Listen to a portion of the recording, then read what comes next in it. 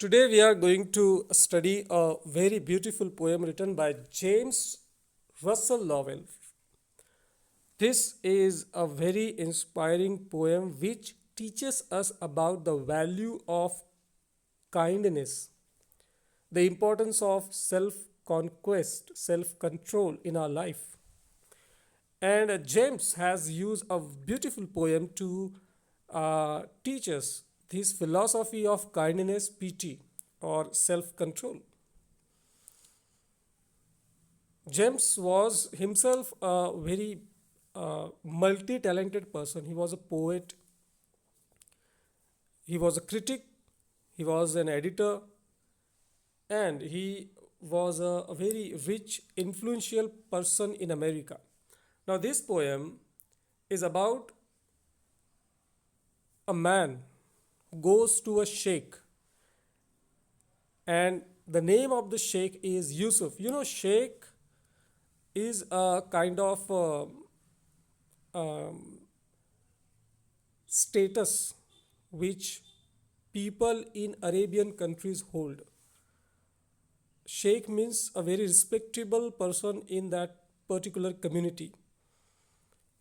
या कवितेमध्ये जेम्स यांनी आपल्याला काइंडनेसबद्दल, दयेबद्दल, सेल्फ कंट्रोलबद्दल सांगितलेलं आहे की सेल्फ कंट्रोल, सेल्फ कॉन्क्वेस्ट किती हाय लेवलचे क्वालिटीज आहेत जे एका सामान्य माणसाला महात्मा बनवू शकतात. आणि सर्वात हायर लेवलची क्वालिटी आहे सेल्फ कॉन्क्वेस्ट किंवा सेल्फ कंट्रोल किंवा काइंडनेस. तुम्ही सेल्फ कंट्रोल असाल तेव्हाच तुम्ही काइंड असू शकता. तुमचा स्वतःवर कंट्रोल नसेल तर तुम्ही काइंड पण राहू शकत नाही. तुम्ही केव्हा पण अनकाइंड होऊ शकता. ते एक सुंदरशी अशी स्टोरी आहे. त्या स्टोरीच्या माध्यमातून जेम्स यांनी आपल्याला ही फिलॉसॉफी समजवण्याचा प्रयत्न केलेला आहे. तर आपण येऊ कवितेकडे. A stranger came one night to Yusuf's tent. काय झालं एके दिवशी युसुफ हा एक शेख आहे अरब वर्ल्डमध्ये आणि वाळवंटात तो जेव्हा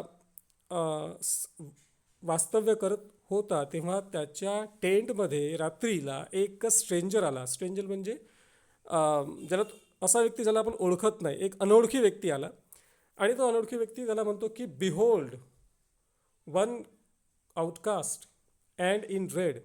हे शेख माझ्याकडे पहा, मी एक असा व्यक्ती आहे ज्याला समाजाने वाळीत टाकलेला आहे. आउटकास्ट म्हणजे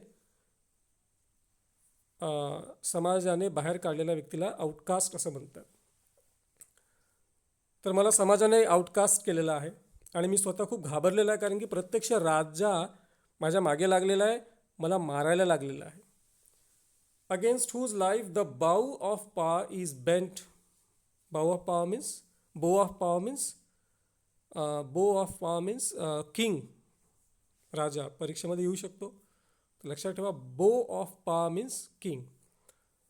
तर राजा जो आहे तो स्वतः माझ्या मागे लागलेला आहे, मला मारायला लागलेला आहे. आता कुठं जावं हे मला कळत नाही आहे. हू फ्लायज, जो म्हणजे मी, स्ट्रेंजर तो म्हणतो स्वतःबद्दल की मी पळत आहे, इकडून तिकडे सैरभर पळत आहे. टू सेव्ह माय लाईफ, माझं जीवन वाचवण्यासाठी. अँड हॅथ नॉट वेअर टू ले हिज हेड, आणि मला हे कळत नाही की मी कुठं जाऊन शेल्टर घेऊ, आश्रय घेऊ, मला हे कळत नाही आहे. I come to thee for shelter and for food. मी तुमच्याकडे आलो आहे आश्रयासाठी आणि अन्नासाठी. To Yusuf called through all our tribes. Tribes म्हणजे जमात.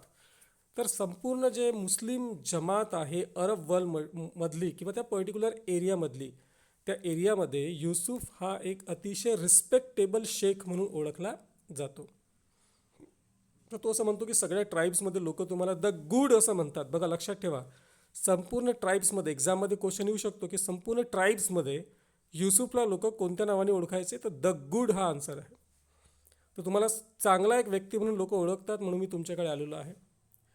युसुफ जेव्हा त्याचं हे म्हणणं ऐकून घेतो, after listening to what stranger has told, Yusuf replies very gently. खूप जेंटली ते रिप्लाय देतात. This tent is mine. हा टेंट तर माझा आहे, दुमत नाही याबद्दल. परंतु but no more than it is God's. हा देवाचा सुद्धा आहे, कारण की देवामुळेच मला हे जे काही आज वैभव, मान, सन्मान, यश मिळालेलं आहे देवामुळे मिळालेलं आहे. त्यामुळे देवाचा पहिले अधिकार इथं आहे आणि तू देवाचा एक माणूस असल्यामुळे तुझं सुद्धा इथं स्वागत आहे. आणि त्याला म्हणतो कम इन, तो आतमध्ये येऊन जा. अँड बी ॲट पीस, आणि आराम कर, निश्चिंत राहा. Nobody can touch you here in my tent. माझ्या टेंटमध्ये तुला कोणीही टच करू शकत नाही, कोणी तुझा काहीही करू शकत नाही. I will protect you. Freely shall thou partake of all my store. आणि या टेंटमध्ये ज्या काही सगळ्या वस्तू आहेत, खायच्या प्यायच्या सगळ्या वस्तूला तू यूज कर. मी काही म्हणणार नाही, तुझ्याच आहेत ते. As I of his who build it over these our tents has glorious roof of night and days, and at whose door none ever yet heard nay. तर ज्याने कोणी हा टेंट बांधलेला अतिशय सुंदर टेंट आहे आणि रात्री आणि दिवसासाठी सुद्धा ब्युटिफुल कम्फर्टेबल टेंट आहे. त्यामुळे तुला इथं कुठलाही त्रास होणार नाही. ग्लोरियस आहे. ग्लोरियस म्हणजे एकदम वैभवशाली असा हा टेंट आहे. रूफ जोरदार आहे, रात्री थंडी वाजणार नाही आणि दिवसा तुला इथं खूप गरमीसुद्धा होणार नाही. And at whose door none ever yet heard nay. आणि या माझ्या टेंटवर कुणीही जो आला त्याला कधीही मी वापस पाठवलेलं नाही आहे. त्याने कधी नकार माझ्या तोंडातून ऐकलेला नाही आहे. जो कोणी माझ्या टेंटमध्ये आला मदत घेऊन, मदतीसाठी मी त्याला मदत केलेली आहे, असं तो त्याला म्हणतो. So Yusuf entertain his guest that night. तर रात्रभर युसुफ त्याला एंटरटेन करतो. एंटरटेन करतो म्हणजे त्याची मदत करतो, त्याला ज्या काही गोष्टी हव्या असतील तो देतो. And waking him before day sed. आणि दिवस होण्याच्या पूर्वी, सकाळ होण्याच्या पूर्वीच त्याला तो उठवतो त्या व्यक्तीला. त्याला म्हणतो की हिअर इज गोल्ड. हे बघ गोल्ड आहे, इथं माझ्याकडे सोनं आहे. My swiftest horse is saddled for the flight. आणि माझ्या जवळ जे पण काही घोडे आहेत आणि त्या घोड्यामध्ये सुद्धा जो उत्कृष्ट घोडा आहे, जो खूप जलद गतीने पळू शकतो, तो घोडा मी तुला देत आहे. एक सोनं देत आहे सोबतीला. जर काही खायला प्यायला तुझ्याकडे पैसे नसतील तर सोनं घेऊन जा. आणि हा स्विफ्ट हॉर्स आहे माझ्याकडे, हा सुद्धा मी तुला देत आहे. माझ्या स्टॅबलमध्ये जेवढेही हॉर्स आहेत त्यापैकी उत्कृष्ट हॉर्स मी तुला देत आहे. Depart before the praying day grow bold. सकाळ होण्याच्या पूर्वी तू इथनं निघून जा, कारण की तुझ्या मागावर लागलेले जे लोक आहेत ते केव्हा इथे येऊ शकतात.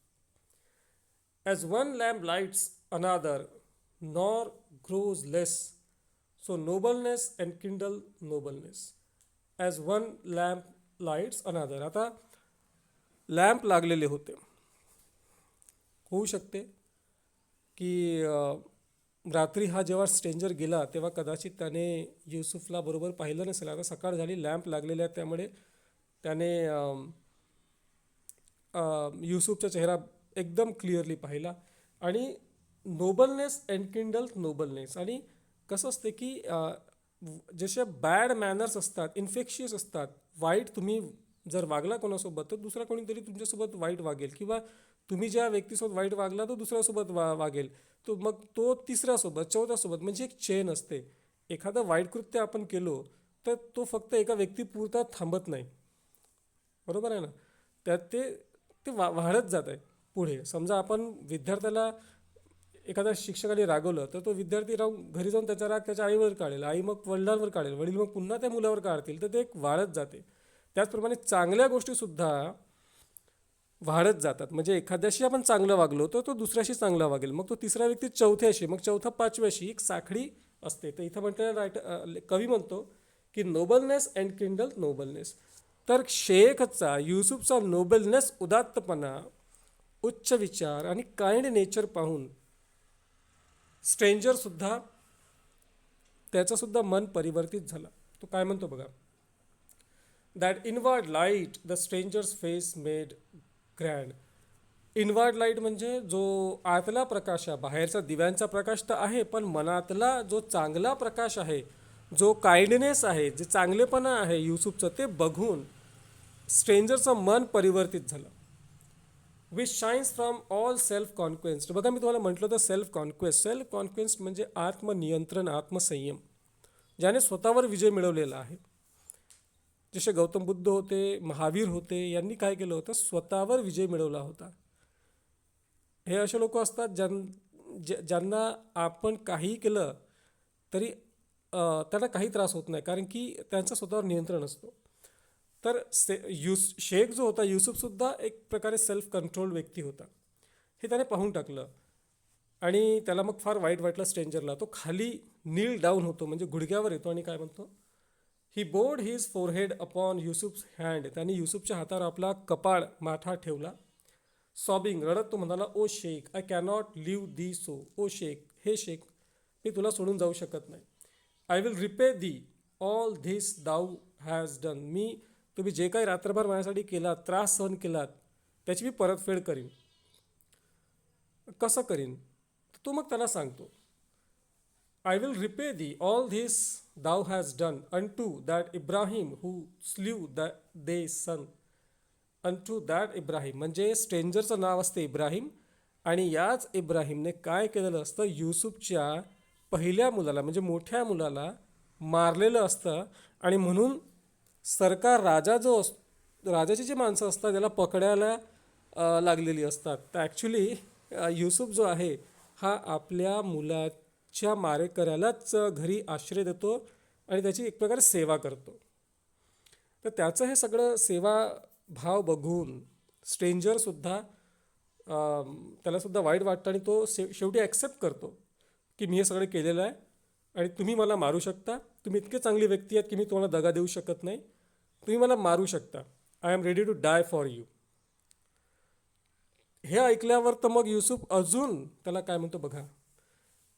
त्या युसुफच्या ठिकाणी दुसरा कोणी व्यक्ती असता, जर सेल्फ कॉन्क्वेस्ट व्यक्ती नसता, तर कदाचित त्याने त्याच क्षणी त्याला मारून टाकलं असतं किंवा सैनिकांना बोलून त्याला पकडून घेतलं असतं. पण तो काय म्हणतो, टेक थ्राईस द गोल्ड. मी तुला जे गोल्ड दिले ना, त्याच्यात मी तुला जे गोल्ड दिलेले आहे त्याच्यात तिप्पट गोल्ड तू घेऊन जा.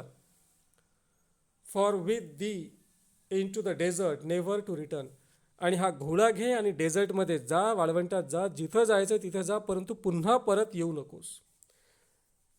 माय वन ब्लॅक थॉट शाल राईड अवे फ्रॉम मी. कारण कसं आहे की तू जर इथं राहिलास, तू जर लवकर गेलास नाहीस, एक जर वाईट विचार माझ्या मनामध्ये एखादा आला, माझ्या पोराबद्दल मी इमोशनल झालो, तर माझे सगळे जे चांगली कामं आहेत याच्यावर पाणी फिरून जाईल. आणि तू जर दूर गेलास तर माझ्या मनामध्ये जे बदला घेण्याची भावना आहे ती सुद्धा मरून जाईल. ब्लॅक थॉट म्हणजे वाईट विचार. First born for whom by day and night I yearn. माझा पहिलाच मुलगा होता. मला माझ्या मुलं होत नव्हते. मुलं व्हावेत म्हणून मी माझी इच्छा होती, खूप प्रार्थना केली. रात्रंदिवस मी प्रार्थना केली देवाला, तेव्हा कुठं मला माझा पहिला मुलगा झाला आणि तो तुझ्या हातून मेला. हा विचार जर माझ्या मनामध्ये आला तर मी कदाचित तुला मारून टाकेन आणि माझ्या हातून हे पाप घडू नये म्हणून तू अजून जास्त सोना घे, परंतु परत मात्र या प्रदेशामध्ये कधीच तू येऊ नकोस. Balance and just are all of God's decrees. जे झालं ते देवाच्याच मर्जीने झालं. कदाचित देवाला तेच मान्य होतं. देवाच्या आदेशाशिवाय काहीही होत नाही. त्यामुळे तू इथून निघून जा. Thou art avenged my first born sleep in peace. Thou art avenged म्हणजे तुझ्याकडून मला जो बदला घ्यायचा होता तो मी घेऊन टाकला. तर तुम्हाला प्रश्न पडेल की इथं युसुफने कसा काय बदला घेतला. तर युसुफने बदला वेगळ्या पद्धतीने घेतला. आवश्यक नाही की एखाद्या व्यक्तीला मारूनच आपण आपला रिव्हेंज घेतला पाहिजे. शेवटी काय झालं की जो इब्राहिम होता, स्ट्रेंजर होता, त्याला खूप पश्चाताप झाला. त्याला इतका पश्चाताप झाला की तो मरायला सुद्धा तयार होता. म्हणजे त्याने हे सांगितलं युसुफला, याचा अर्थ की तो he was ready to die for the crime he committed. जो गुन्हा त्याने केला होता म्हणून त्याला पश्चाताप वाटलं. याच्यामध्येच युसुफ म्हणतो की जो बदला मला घ्यायचा होता तो माझा घेऊन झालेला आहे, तुला पश्चाताप झालेला आहे, तू इथून आता निघून जा. तू पण निघून जा आणि माझा जो पहिला मुलगा आहे आता जो मरण पावलेला आहे तो सुद्धा शांतीमध्ये आता झोपलेला असेल, निद्रा अवस्थामध्ये असेल, कुठेतरी स्वर्गामध्ये झोपलेला असेल, त्याच्या आत्म्याला शांती पोहोचो, असं म्हणून कवी जो आहे ही कविता संपवतो. Now you can see that it's a very different poem where there is a story. Actually in this poem there is a story एक कथा आहे. कथेच्या माध्यमातून एकदम पोएटिक स्टाईलमध्ये पोएटने आपल्याला एक हायर फिलॉसॉफी, तत्त्वज्ञान जीवनाचा समजवण्याचा प्रयत्न केलेला आहे. तर सगळे डिटेल्स लक्षात ठेवा, कारण की MCQ येऊ शकतात. हे लक्षात ठेवा की स्ट्रेंजर केव्हा गेला होता, रात्री गेला होता. स्ट्रेंजरचं नाव काय होतं? इब्राहिम होतं. फर्स्ट बॉर्न कोण होता? फर्स्ट बॉर्न म्हणजे युसुफचा मुलगा होता. आणि युसुफने त्याला काय देण्याची पेशकश केली होती? तर गोल्ड देण्याची पेशकश केली होती. अजून एक स्विफ्ट घोडा स्विफ्ट म्हणजे जलद जाणारा, नाही स्विफ्ट गाडी समजाल. स्विफ्ट म्हणजे एकदम स्पीडने जो पडतो तो. तर स्विफ्ट हॉर्ससुद्धा द्यायचं त्याने ठरवलं होतं. ह्या सगळ्या बारीक बारीक गोष्टी लक्षात ठेवा, कारण की MCQ टाईप पेपर येईल, त्याच्यामध्ये ऑप्शन असतील, तिथून मग एखादा चांगला योग्य तो पर्याय निवडावा लागेल तुम्हाला. मला असं वाटतं की तुम्हाला कविता समजली असेल. नसेल तर मला मेसेज करून सांगाल. आता 3 कवितेवर तर व्हिडिओ झालेले आहेत आणि मला वाटतं एका धड्यावर झालेले आहेत. बाकीच्या धड्यावर सुद्धा लवकरच मी व्हिडिओ बनवून तुम्हाला पाठवतो. Till then, good bye.